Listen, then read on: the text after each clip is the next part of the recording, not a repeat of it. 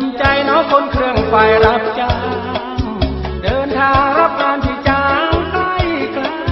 งานบุญหรือว่างานถึงเต็มใจเพื่อไปรับใช้ทุกงานราคาพอต่อรองกันได้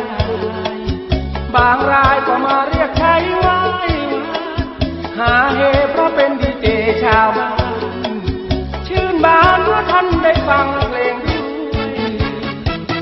ขอมอบเพลงนี้ให้แม่ครัวทุกคนน้ามาป้าคนน้องอุบลคน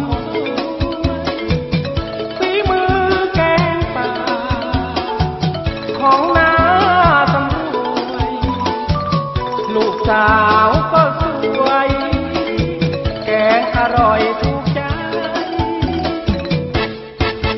จำลาเพราะงานเลิกลาแล้วนั้นจากกันแล้วอย่าลืมคนเครื่องไฟมีงานแล้วคงได้พบกันใหม่ฝากใจของคนเครื่องไฟไว้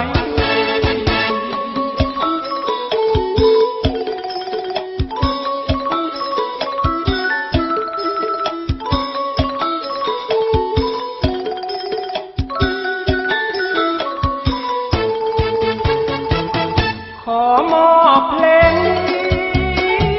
ให้แม่ครัวทุกคนน้ามาป้าคนน้องอุบลคนสวยฝีมือแกงป่าของน้าสำรวย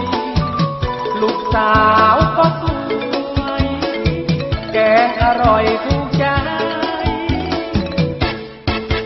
จำลา